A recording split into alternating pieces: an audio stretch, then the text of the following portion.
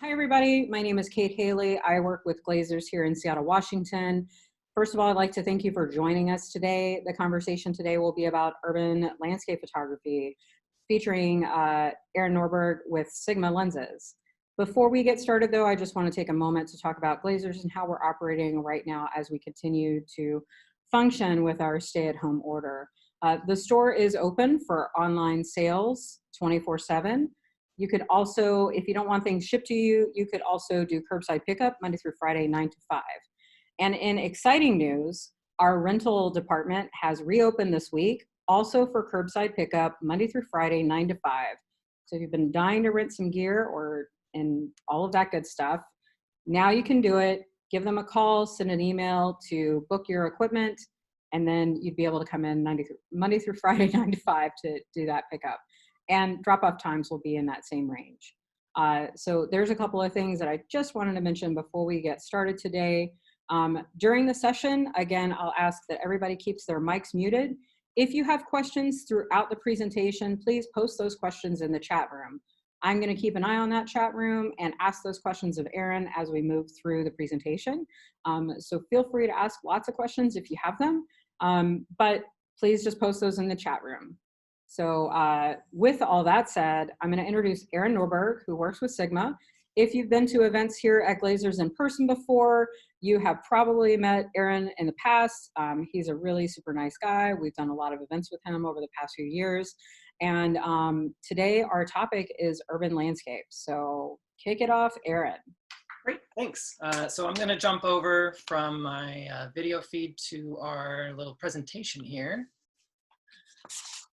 And we'll just kick into it. So this is one of my favorite types of photography. I find that street photography or urban landscape photography can be a really great way to begin refining your own personal vision. It can be done with any level of equipment. It doesn't require any special technical expertise like many other fields of photography do. And it doesn't require any kind of special access. It's something you can shoot with anything between a cell phone to large format cameras. It's much more accessible than a lot of other genres. Especially right now when so many of us are kind of homebound, this can be a great way to keep yourself active, get yourself out of the house, but also to keep your eyes active and keep refining your personal vision. And a lot of the techniques that, let's see, I like that there. A lot of the techniques that make for better street or urban photos are going to be widely applicable to other types of genres as well. So we're going to loosely kind of break it into these segments here. We'll start talking a little bit about how to pick a direction or where to wander through your neighborhood, what kind of equipment you'll want to bring with you to make sure you get the most out of that outing, best time of day to photograph to get the best light, a few tips on framing and composition to get more exciting or more engaging photos, and then we'll go over some quick tips on exposure settings to make sure you're getting the scene the way that you see it. So with that said, let's just jump in and get on to how to pick your direction or where to wander. With this, I would start with the basics. Most of us are going to be kind of homebound right now, so we're not going to be wandering out to new parts of town. If you've got an errand that you need to run around the neighborhood, try taking the time to walk instead of driving there or taking transit. As you're going through these scenes that you probably have passed through hundreds of times before, try to keep an eye out for things that are engaging to you or things that catch your eye that might make for a good photograph. So leading lines like these power line connections here, that's something I'm always looking for. Looking out for strong or interesting, unique light is also something that I just try to keep an eye out for as I'm walking around. Interesting vegetation is also something that usually catches my eye. I mean, the sense of scale in this scene, it just seems really goofy to me, but I'm also a sucker for things that are intentionally obscured, like a flag in a window or a weather cover over a car or a partial view through a fence.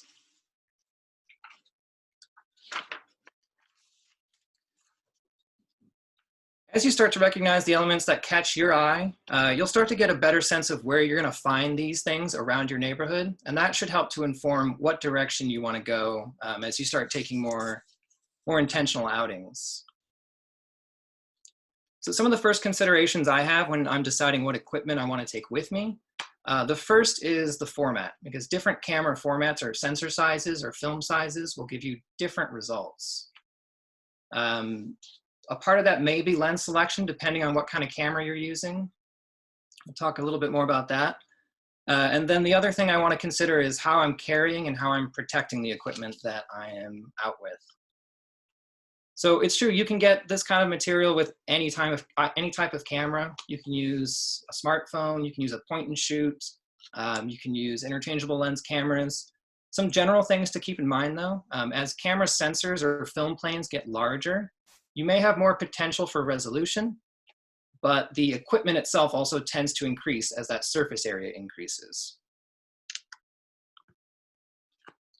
So one of the things that I try to consider when I'm juggling between different cameras is what the final destination for these photos is going to be. If there's a chance these images are going to end up in a body of work or printed, I might want to take a larger format camera like a 35mm full frame or maybe medium format. But if these images are only going to end up on Facebook, Instagram, or Flickr, I generally try to shoot lighter when I can. So I might use something with a smaller sensor like an APS-C or a micro four thirds camera or a point and shoot. Now, if you decide on a camera that's part of an interchangeable lens system, obviously lens choice is going to be a consideration there too. So generally speaking, 50mm is a focal length that delivers a normal perspective. That's a perspective that looks natural to human vision. Lenses around this focal length can be really great at isolating a subject or removing more distracting elements from that scene around you. As we go wider than 50mm, our field of view is going to increase. So if you want to have more context and show more of the scene around you, a wider focal length is going to be a better bet there. Wider focal lengths also tend to have shorter working distances, and that can allow you to photograph in closer proximity to whatever you're shooting. And especially if you live in a more urban or built-up environment where you may not have as much room to move around, that extra working distance can be really helpful. Now there's also the question between primes and zooms. You know, if you've got a lot of equipment to choose from, again, I tend to try to shoot lighter when I can with this type of material. I find that the less gear I'm taking with me, the longer I tend to stay out, and the more willing I am to sling the camera around or pull it out of a bag to take a shot that I'm not 100% sure of. And it may or may not be a good shot, but you know, if you don't take it, you'll never know. The trade-off to that with zoom lenses, because you can change your focal length with zoom lenses, that's going to give you a lot more flexibility and more versatility. So that can often mean the difference between getting a shot just right and not getting it at all. That's going to be kind of a balancing act you'll have to figure out for yourself. I do end up using both primes and zooms, but I definitely tend to defer to primes more often than not. The trade-off with versatility with a zoom lens is usually in light transmission, which means they're generally not going to pass as much light as a prime lens will. But with as good as high ISO performance has become in recent years, I'm usually not too concerned about running at a higher ISO as I may have been, 5 or 6 years ago. Another thing to consider, shooting tight or shooting really close can be a really good compositional exercise. So if you've got a macro lens in the kit that you haven't used much, or if you've got a lens that has better close focus performance, that can be a really good exercise to take that lens with you instead of something you're more familiar or more comfortable with. Now, the other thing we want to consider is how we're carrying equipment. So if I'm shooting with a larger camera, or if I'm taking multiple cameras out, I might want to take something like a small messenger bag. I generally try to avoid using backpacks for this type of material, or when I'm out shooting like this, because I want to shoot as light and quickly as I can. I'm passing through a scene. I don't want to take 10 minutes to take the bag off, get the equipment out, set up the shot, and put it all back in to keep moving. I find whenever I can, if I can shoot with just one camera on a sling strap, I'll put that strap, instead of over my shoulder, I'll put it across body. That distributes the weight a little bit more effectively, but it also allows me to pull the camera from a resting to a shooting position really quickly, get the shot, and then keep moving through that scene. And often that enables me to shoot a scene that I may not have taken the time to set up a shot or composed view from. And often those shots end up being some of my favorites.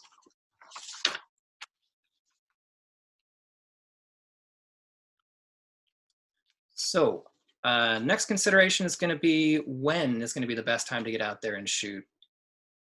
So the first thing I always look at is the forecast for the day. A cloudless day might be a great day to get out and walk around, but it might not always be the best day to get photographs. Without anything in the sky to diffuse the direct sunlight, your scene is going to be getting really harsh light. It's going to be higher contrast. There's going to be more contrast between absolute white and black in your scene, and those shadows are going to be really hard to pull information out of. A cloudless sky also leaves very little above the horizon line to engage your photograph. That's not to say that you can't or you shouldn't go out on days like this. If that's the time that you have to go shoot for sure.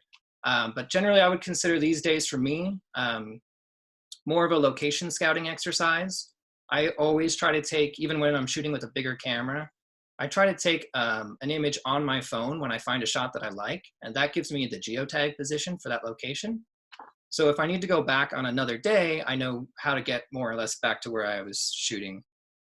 If you like to shoot in black and white too, this can be, these kinds of settings, this type of light can really lend itself to the higher contrast look of a monochrome image. Well, I know for me, I'll just chime in real quick. Yeah. You're talking about that. That is actually what I was going to say was I actually love that high contrast, deep, long shadows. To me, I find that really interesting and compelling. So it's also going to be like a personal style. Do you want it to be a little overcast and moody, or are you interested in something that's deeper in contrast that, just kind of has a different look and maybe even a different story to tell? Yeah. I mean, look at the previous image you just showed versus this one, right? How different they are. Do we have some questions coming in on the chat room? Not yet. I keep asking them. I tell them not to be shy. Don't be shy. Post your questions in the chat room because okay, gotcha. Just do the notification. Presentation, but we also want you guys to be able to be engaged in that conversation. So on the other side of the spectrum, an overcast day is going to give you really soft, diffuse light. While it might be lower contrast to work with, I personally tend to find that the softer gradations between light and shadow work better for my type of imagery. But having an overcast sky is just about as boring as having a totally stark blue sky. So ideally, if you have a forecast that has like scattered cloud cover, that's going to be one of my favorite times to shoot. You have a little bit of diffusion, so it's not so harsh and direct, but you still have some more direct shadows, and that can lend a lot of interest to your scene. Shadows in the middle of the day too are going to be more direct. That can be, again, a personal choice that may or may not lend itself to how you like to shoot. And again, if you're shooting on a day that has some cloud cover, if you're getting really direct shadows like this that you want to diffuse, if you can sit tight for a minute and wait for a cloud to pass overhead, that can usually take a lot of the edge off those shadows. Now, if we shoot closer to sunrise or sunset, what photographers typically call the golden hour, we're going to get a lot softer contrast. We're going to have more elongated shadows, which can add a lot of visual interest, and we'll generally get a little bit warmer colored palette. And this type of light really lends itself. It's really flattering for just about any type of subject. So if you have an opportunity to get out, earlier or later in the day, definitely give that a shot. If you're going to be shooting midday, keep an eye out for some cloud cover if you can. That'll give you a little bit more tonal range to work with. Most sensors are not going to be able to capture all that information on a stark day between highlights in the sky or on objects in the ground and the shadows. So another thing I try to keep in mind is, especially depending on where you live, this is going to be a little bit different, but the likelihood of pedestrian and automotive traffic and the impact that that can have in your scene. So if you want your images to be absent of direct human presence, which is usually how I shoot, you want to try to plan around whenever that area is going to be busiest. And especially right now with all the lockdown, this is going to be a little bit harder to gauge. But typically, I find for urban locations, the time between the morning commute and lunch rush or the start of the evening commute tends to be the quietest. Weekdays tend to be a little bit quieter in commercial areas, but if you're in an area that's predominantly retail, that can actually be busier on evenings and weekends. So it does definitely vary depending on the primary use of that area that you're going through? Well, and I know for me, one of my favorite things to do is to go to Pike Place Market in the evening, Hmm. because, during the day, it could be a Wednesday and there's hundreds of people normally, obviously not right now, but Yeah. in the evenings, the market's shut down. There's maybe one or two shops open or a restaurant here or there open, but the amount of people is greatly reduced. And that gives you some different stories to tell. Yeah. I do have a couple of questions that came in. Sure. So you've talked about this a little bit already, but you talked about maybe traveling light. How many lenses do you normally carry with you when you're out and about planning to shoot for the day? Is it one or two? Is it two or three? You talked about primes and zooms a little bit. Like, Mhm. do you have a preference over, like, what's your go-to walk around kit? It does vary a little bit depending on where I'm at. If I'm shooting from home or somewhere that I've been before, somewhere that I've got more than one chance to go out, I usually will pare it down as much as possible. I like to travel light and quick. So I usually will shoot with a prime and one of the lighter weight primes, something like the 16 millimeter contemporary or like the 24 art. Something that's not going to put as much weight on my shoulder and that's not going to draw as much attention as I'm out shooting with it. Yeah, and I'm Uh, actually the same way. yeah. I kind of do the same thing. One lens, one camera, light as possible, but giving me a little bit more information, Mhm. seeing a little bit more than our eye might. Now, Um, working with a prime like that, though, that will mean there are going to be some shots that I come across that I can't get with the equipment that I have. That's something that I've just kind of come to terms with. I don't have to get every shot. And right, especially if it's somewhere that I have access to, I can always go back another day with a different lens. right, exactly. If I'm going somewhere that I only have really one opportunity to go through it, I might take a zoom, but I'm still going to try to keep it small and light as possible. So something like the 17 to 70, 24 to 70 or 24 to 105 would be about as big as I would go because I just don't want to carry 3 or 4 pounds around as I'm walking around. Well, don't you find too with this kind of work, you tend to shoot wider and not longer, uh, because typically you're showing more of the space and layers within that space. I find that I kind of go through cycles. I generally tend to shoot wider between like 24 and 35. But recently, as I've been walking around more since we've been homebound, I've gotten really more use out of longer focal lengths like 40, 45, and 50, even 70 than what I usually do. And I find that those tighter focal lengths allow me to get a tighter crop, or those longer focal lengths allow me to get a tighter crop on whatever I'm responding to in the scene, and cut out more of the information and really tell a more directed story with that image. Do you think Kind of depends that's on how you like, like to shoot.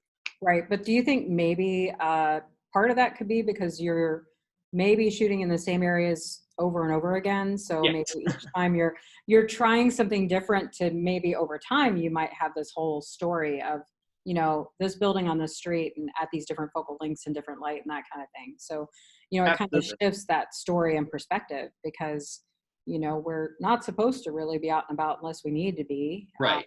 But we can go out for that walk in the neighborhood. That's right. Yeah. How do you capture your neighborhood and what story do you want to tell about it? Yeah. Um, Like I've been living in this same area for around 5 years now. And still, every time that I go out, I'm able to find something that I haven't shot before or something I can shoot in a different way. And focal length is a really important part of that. yeah. So let me, a couple more questions, just super quick, and then we'll Yeah. keep going. What's the most challenging thing for you to prepare for when you're planning to go out on one of these little excursions? I guess, and you're in the Portland area, we're in Seattle, so like the first thing I think about is rain. You Uh-huh. talked about checking the weather, but the weather could change on a dime in our neck of the Mhm. woods. So, Yeah, especially this time of year. yeah, it was So cool with myself, I the don't find that the weather really hinders me that much. I almost always take a jacket with me on an outing like this, even if there's no call for rain. The big reason I like to do that, especially if I'm going through an area outside of my immediate neighborhood that's pretty residential, having a jacket on allows me to put my camera behind it. It draws less attention to the fact that I'm out shooting and not just out walking from place A to place B. right. But then if I do get caught in rain or if the wind picks up, if I'm just in a t-shirt and I'm not close to my car or close to my house, that's going to be the end of that shoot for me. If I Yeah. have a jacket, I can cover myself and my equipment from the rain, or I can break that wind so I'm not going to get too cold to keep shooting. I find the thing that I have the hardest time planning for is other people. I I do tend to shoot more empty or static scenes. I try not to shoot people as much as I can because for my work, I feel like if the success of the image is going to be dependent on the people in it, the people in it need to have consent to be in that photograph. I have a hard time photographing crowds. Whether or not there's a legal issue there, it's just a personal experience or preference. So not knowing, especially, okay. Yeah. What was Well, that? I mean, well, no, I was just thinking like, I go to Pike Place traditionally when we're not in like stay at home mode. Mhm. I go to Pike Place easily 2 times a month, if not more. And that's really all about photographing the crowd and people that are there Right. and how it varies. And there's two camps when you think about photographing people. But we won't get into all of that. No, that could be a class to itself. It totally can. And I do occasionally get that question in some of the other classes that I do. And I always have to preface with it, I'm not a lawyer. Yeah. So, Yeah, and a big part of that is just personal preference too. I tend to react to more formal elements within the scene, and for me, that stuff is best represented when that's the clear focus of the scene. And for me, people being in and out of that scene just detracts from that for me. But that definitely is going to vary depending on how you like to shoot and what kind of areas you're shooting in. So just a quick follow-up, you talked about kind of like stashing your camera under your jacket. Is that for safety, not drawing attention, or also the rain thing? It's kind of a combination of all of those elements, right? Yeah, it's all three for me. Okay. And that's part of the reason I like to put that sling crossbody. Yeah. When I'm wearing a jacket, the camera goes behind my back. And unless I'm shooting with something larger, like I do shoot medium format fairly regularly, you can't tell that there's something under that jacket. Right. But then I can also bring it about and take a shot and get back to a walking position in a matter of seconds. Yeah. So if I do get caught in the rain, it's covered. If someone's walking behind me that I'm not paying attention to, it's not going to draw attention to there's something potentially valuable on this person. Right. Well, and that'll also kind of depend on, for me, I don't always worry about that as much. I worry about it more now than I used to. Mm-hmm. But it depends on where you're at and how safe you feel and that kind of thing too. For sure. So one person is asking that it would be cool to see the same space shot with different lenses, so you can kind of see that effect. And I don't know if you have anything like that in that presentation, but that's something like the next time we do this, we could have some of those examples. Yeah, part of one of the things that I struggle with in putting these classes together is I've been shooting this stuff for so long and shooting with relatively fixed focal lengths that when I react to something in a scene, I can usually pretty quickly see what it is I want in that scene, and I can get to that shot with 1 or 2 frames without having to go through a number of shots. Yeah. So remembering that that's not always obvious when I'm out taking a shot, and taking a few shots just for the example's sake is something that I've tried to spend a little bit more time on. I do have that one shot a couple frames back, but it's just, let's see. Yeah, it's just this here. And that's just the difference between, this would be effectively a 50 millimeter perspective and a 28 millimeter perspective. Right. Yeah, no, it totally makes sense. It's one of the things that if I know, a lot of times when I create a workshop, I create a shot list. And if I know I need to get certain examples, then it's on my brain. But, when you're out there in the moment, you don't always think about it. Yeah.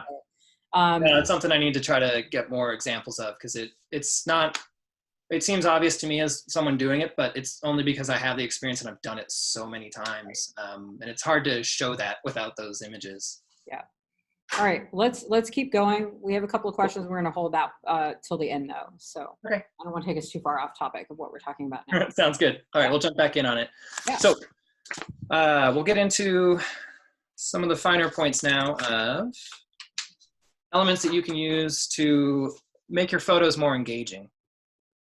So the first thing I always try to think of when I'm shooting a scene is the orientation of my frame. Am I shooting horizontally or shooting vertically? And the horizontal framing is definitely the more common. It's more natural. It's closer to what human vision sees.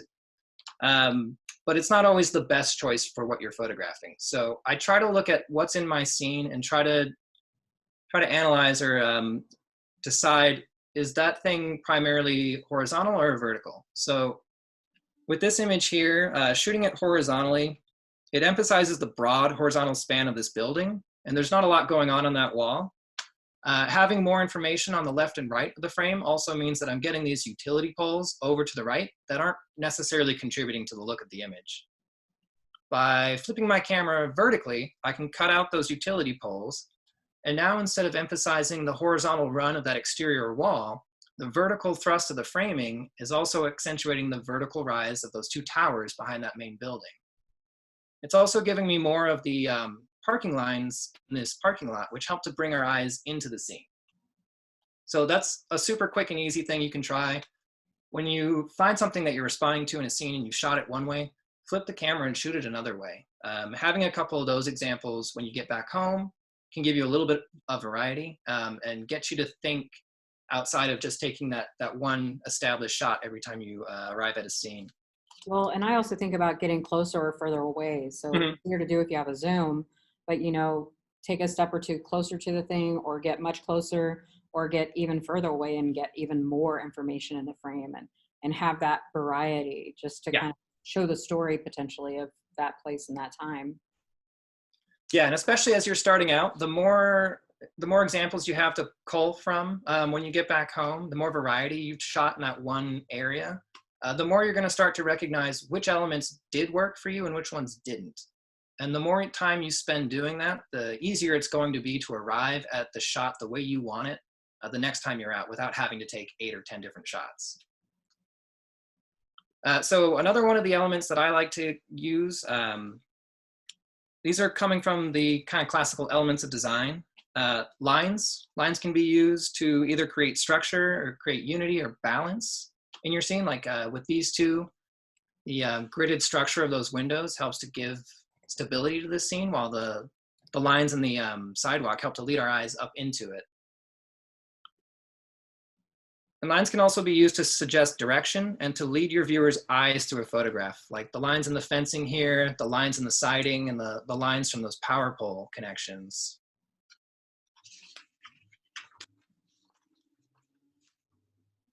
Shape is another super useful element, and it's all around us, whether we are recognizing it or not as we're walking through a space. What looks like at first pass it's just a pretty plain wall, if we look at the shapes making up this scene, the rectangular shapes of the bricks, the long rectangular line or runs of the siding behind it, the repetition of the shapes of those fire hydrant connections, and the repetition of the diamond patterns in the sidewalk, that starts to help create visual interest in this otherwise static scene. Or in this image here, where the repetition of the tall, narrow planks of the fencing and the grass make a contrast between the more man-made geometric shapes behind. Size is another element that can be really useful here to create contrast. The similarity between sizes in the orange vent coverings, the round windows, the vertical windows above, and then the contrast in those sizes amongst each other helps to give a little interest and balance out this scene. Playing with positive and negative space can also lend itself to either a static or a dynamic composition, depending on how you balance those out. In this image here, the positive and negative spaces occupy roughly the same amount of space, but because they're offset, it helps to give a little bit of energy to an otherwise static scene.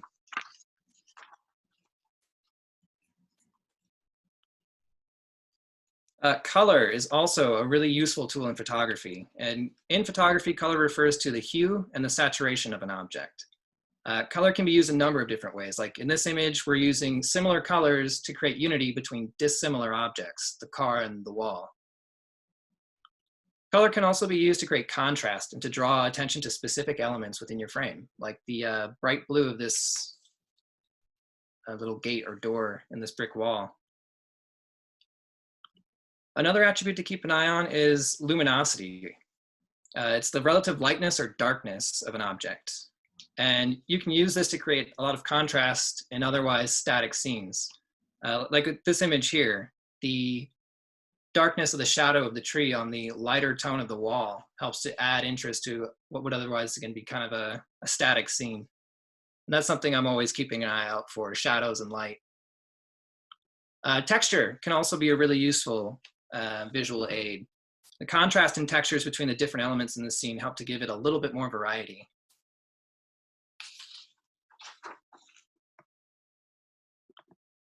And same with this scene here. The texture in that window covering helps to give a little bit more visual interest to what's otherwise, a pretty standard scene that you'd walk past just about any other day. And like what we were saying a minute ago, the more that you can start to analyze what elements you're responding to in a scene, the easier it's going to be to understand how to best accentuate those using these elements. So looking at this scene here, what I was responding to was the difference in tone between the bush and the snow. I liked the horizontal runs of that siding on the building and how low it came down, which seemed really odd to me. But there's a bunch of elements in this scene that aren't really doing much for me. The newer car parked closer to the building, and some of the residential structures behind aren't necessarily contributing to those elements that I'm responding to.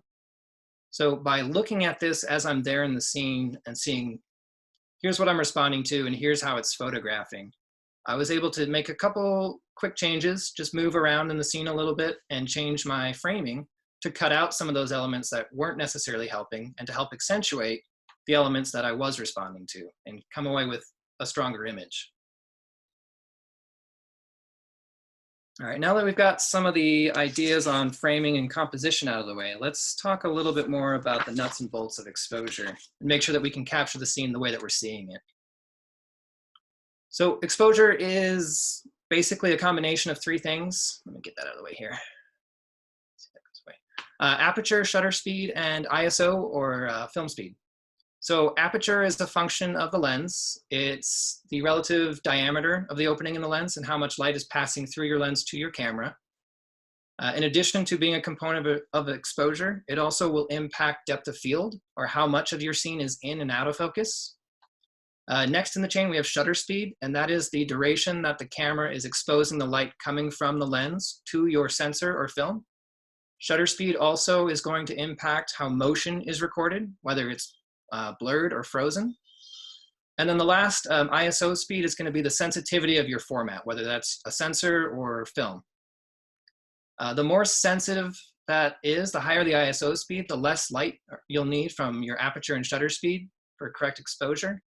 But generally speaking, as ISO increases, your dynamic range will decrease and the relative level of visual noise in that image will increase. Now, if we're shooting digitally, this has come a really long way in the last 5 or 6 years. I have a lot less hesitation shooting at high ISOs now than I did a couple of years ago. But I'm always thinking about what's the most important attribute of the image in front of me when I'm trying to figure out how to expose. So for this type of photography, it's usually aperture or depth of field. I want to make sure that there's enough of my scene in focus to tell the story that I'm trying to tell. For that reason, I usually am going to shoot in either aperture priority or maybe in full manual. The other reason I might shoot in full manual is because in aperture priority, the camera is still going to set its own shutter speed to make exposure. We also want to make sure that we're keeping the shutter speed fast enough to freeze any motion that might be incurred from us hand holding our equipment. So if you shoot in manual, you can set your aperture to make sure you've got enough depth of field in the scene. You can set your shutter speed to make sure you're not getting any motion blur. And then either change your ISO from shot to shot if you need to, or usually what I will do, I'll put the camera in auto ISO. So it can vary the sensitivity of the sensor to make the correct exposure. So I don't have to manually adjust from shot to shot. So other things that we can play with in getting the exposure or the image to look the way that we want it to look is playing with shooting either in color or in a monochromatic mode.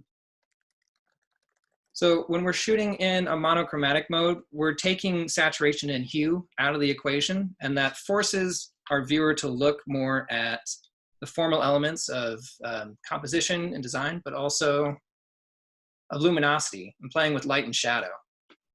So I tend to shoot in color primarily because it's how I see.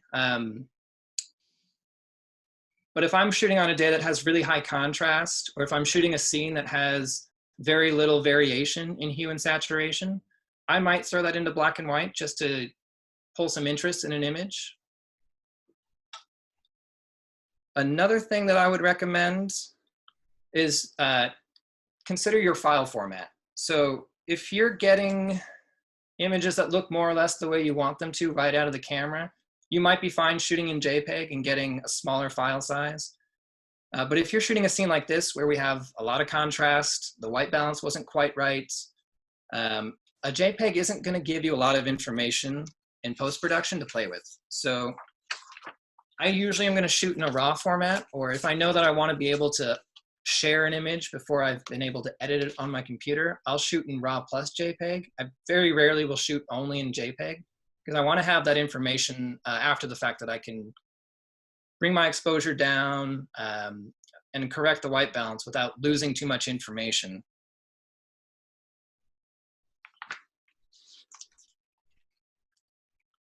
So that brings us close to the end here. Quick summary of the things we've been talking about, just to get you kind of started in taking better photos around your neighborhood. Where to wander. Right now we're all fairly constricted to where we have access to. So keep it simple. Start with what you have access to around your house. And as you start to look more closely at what's around you, immediately around you, and figuring out more of what you're responding to in scenes and how to photograph it, that's going to help to inform what areas around you are going to have a better potential for getting more images. What to bring along. I tend to shoot as light as I can, but I've also found, especially now that kind of so wrapped up in really high quality equipment working for Sigma, I find it's fun to have a little bit of variety in there too. And I've been shooting more with plastic cameras, old analog equipment, stuff that's definitely lower fidelity, because it does give me a different look. And it's nice to have a little bit of variety in the type of images that I'm generating. But I also find that different cameras will tend to lend themselves to different subjects. So I might not be able to get the shot with my Sigma lens and my Panasonic S1 camera in quite the way that I want, but it might look great with a Polaroid. So I either will vary which piece of equipment I'm taking on different trips, or that might be an instance where I take two pieces of equipment and I'll get most of the shots with the digital camera, but when I see something that really lends itself to a lower fidelity look, I might pull out the film camera for that one. Polarizing filters can also be super helpful for this type of photography if you've got them. Polarizing filters are going to cut out reflected light on your subjects or your scene. So that can give you better contrast, better saturation, and it can give you a little bit slower shutter speeds too. So if you're trying to like blur motion, that can be helpful there. When to photograph, I tend to prefer partially cloudy days, or if I can get out closer to sunrise or sunset, I find that that's just, that softer contrast lends itself to the look that I like in my images. Having a little bit more elongated shadows gives me a lot of visual interest to play with. Framing and composition, I'd say probably the easiest thing to start playing with is just which way you're holding the camera. Try mixing it up between horizontal and vertical and see if one tends to lend itself better to the things that you're photographed than the other. And then start thinking more about some of those elements of composition that we were talking about, or those elements of design. And the more that you can start to identify those and incorporate them, especially if you can get a combination of those elements in play, the more effective they'll be. And then just some general basics on how to capture the scene. I'm usually going to shoot in either aperture priority or in full manual. I primarily am going to be concerned with depth of field, so I want to set my aperture somewhere around, usually it's f4 to f8, depending on how much or how little of the scene I want in focus.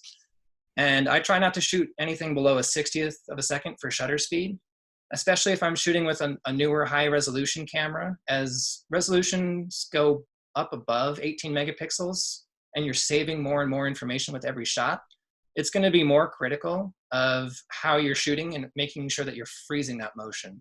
So I'll usually shoot at least a 60th of a second, if not something like a 1/60th or a 2/50th of a second, just to make sure that I'm not going to get any softness from hand holding the equipment.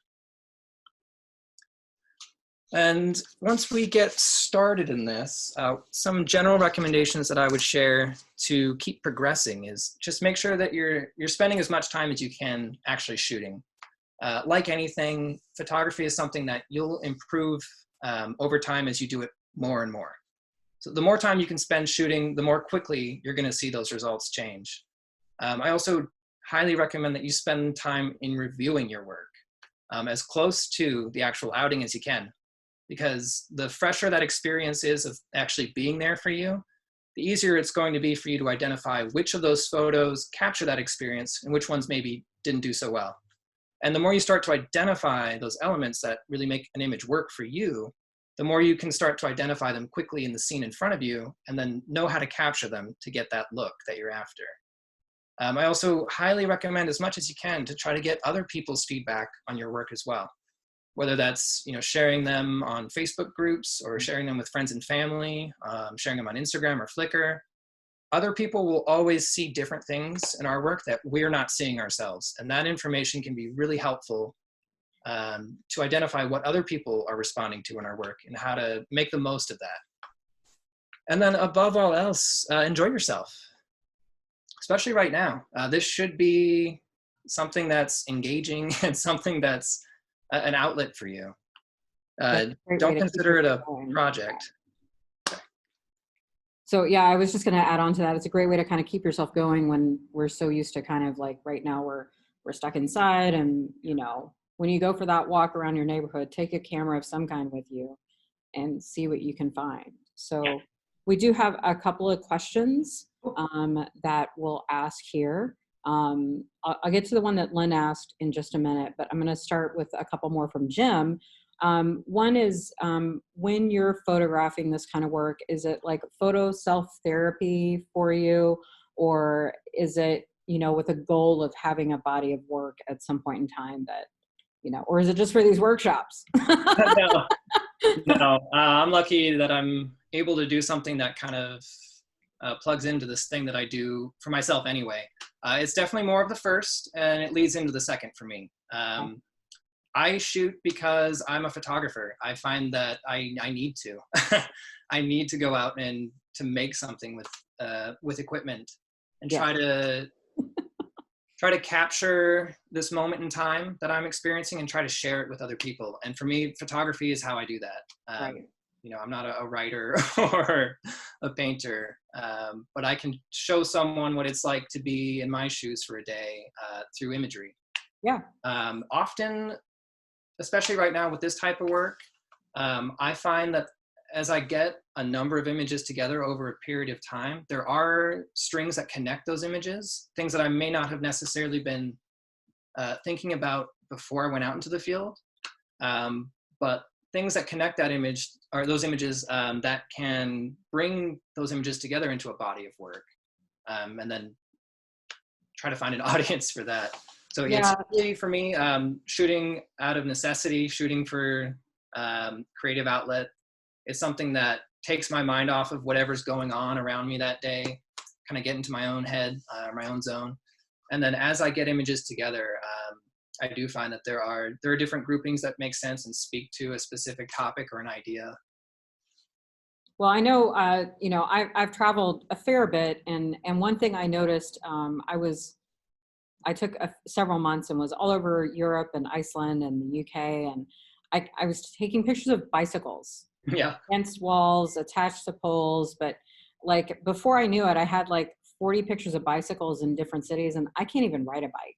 So for whatever reason, it was just like, well, that looks interesting to me. And I started shooting those. And then over a period of time, I had like this whole sequence of images shot around the world of bicycles or people on those bicycles and that kind of thing. So it's just kind of interesting. You talked about like going out and creating something on a regular basis. The more you can create images, the better, the more comfortable you're going to get with it, the more fun you're going to have. And you'll should find over time, you'll actually take less photos on each of those outings because you get to know your gear a little better. You get to know maybe a focal length that you prefer. There's all these different options that kind of come into play that the work shifts over time too. And Aaron talked about visiting the work as soon as you shot it or very quickly. I actually like to go back through images that I took a year ago, 3 or 4 years ago, and revisit the work and see what I missed before. Or, that image was 5-star 4 years ago, but now it's a 3-star. Yeah. So it's also interesting to kind of revisit the work and see how far you've come creatively from a storytelling perspective and more. A couple of other questions that are a little bit kind of leaning into off topic for our particular conversation. Jim is also talking about the photos that like you're showing, and the photos that he takes are pretty realistic. Like this is this thing, it's unadulterated. It doesn't, this is how this scene looked at this time. Right. His question was a little bit like, what if you were to shift into portraits in those locations? Have you done that? I mean, I have some experience in that, that's my primary genre of photography is portrait photography. And, I've done sessions on the street and in parks and things like that. But do you ever do that? Is your approach kind of similar?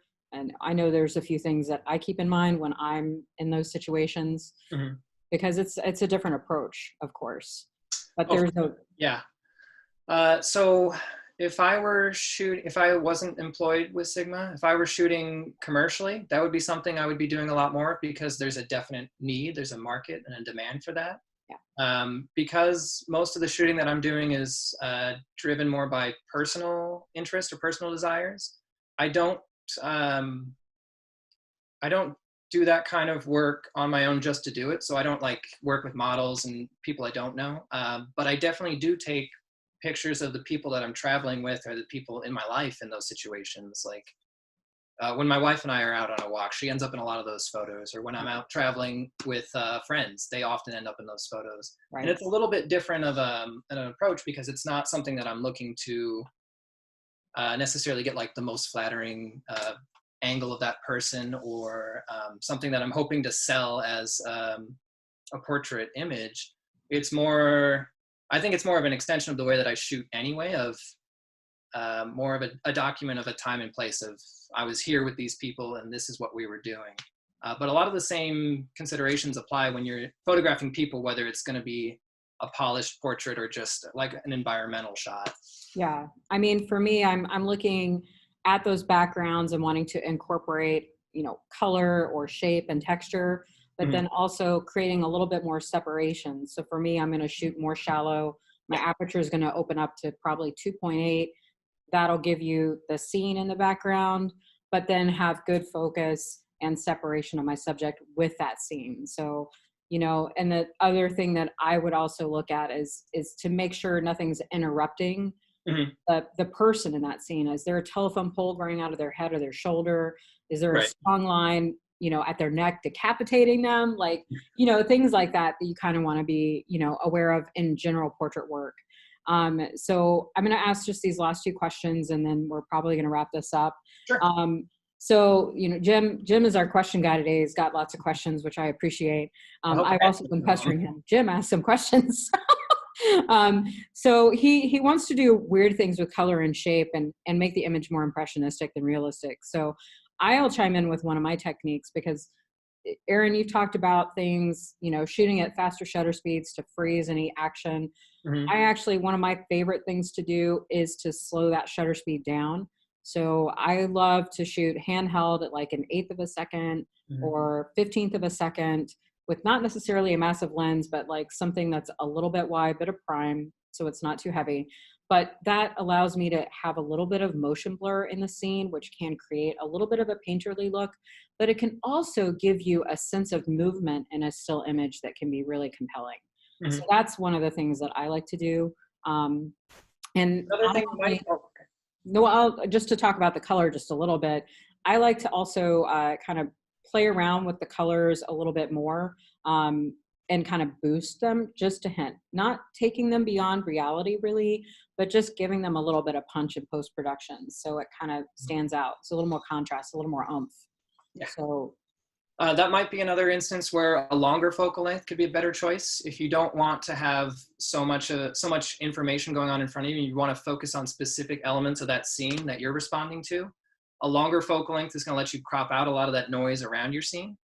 But also, if the actual object being photographed isn't necessarily the main point of focus for you, and it's more about the tone or the color, throwing your lens out of focus intentionally can be something that you play with. If you try to focus the lens much closer than where your object is, and that object goes out of focus, your viewer is going to be spending a lot less time analyzing what is this thing, why is it here, why is the photographer trying to get me to look at this, whatever the object is. And they'll spend more time, hopefully people are looking at our stuff, analyzing the color, the contrast, the saturation, more of the elements and less of the object. you know what a fun exercise is if you have a macro lens, throw that macro lens on your camera and shoot wide. Don't get close to a subject, shoot wide, and you just have shapes and forms and bokeh. It's a really interesting approach to just, I have an artist background. My mom was a painter, so I grew up with art, and, so I'm always thinking about how can I do something a little bit different. So I'm going to ask one last question. We have a surprise for you guys, so don't leave yet. We're almost done. Lynn was asking your favorite lens for landscape photography, and I know you're going to tell me I have a bunch. What's your absolute go-to if you could only have one lens in your bag for landscape photography? What lens would that be? I could only have one lens, and actually I'd be able to use it in either instance. I would say probably 24 or 28 millimeters. 35 would be a little bit more useful in urban situations, but a little bit more restrictive in like natural landscape situations. Right. I feel like 24 or 28, it might not be the widest perspective that I have access to, but I can definitely get 90% of what I want out of a landscape scene with something in the 24 to 28 range. Yeah. And that is also super flexible as a focal length for me in more built up or urban environments. Yeah, I would agree with you there. I got to use that lens when we did our photo walk in Capitol Hill last year, and it was perfect for everything I wanted to do. So we're going to wrap this up. We have a special offer for you guys, and I'm going to send this out in an email because there's a couple of restrictions, but we have some promo codes where you can save money on a Sigma lens if you purchase one by May 25th. May 25th is the date. And I want to share this because Sigma's doing this really awesome thing, and 5% of any Sigma lens sales that come through Glazer's camera will be donated to a local charity called the Seattle Foundation. And that money is going to go to help first responders who are coping with COVID-19. So look for an email shortly after we wrap up the session today with the promo codes. Basically, you'll be able to save $25 to $50 off Sigma lenses. So it's going to list out how it works, what the codes are, and there's a couple of restrictions. There's a couple of products it doesn't apply to, but that's all coming in an email. So look for that email soon. It will come from the same email where you got the link for this session today. I want to take a moment to thank Aaron for his time and knowledge on this topic. It's always great to work with you on these events. So thank you very much for being here. And look for more of these coming soon next week. And then as we get into June, we're going live with PhotoFest. So PhotoFest is happening just in a different way. So stay tuned for updates. We look forward to seeing you guys soon. Thank you so much. Thanks for joining us.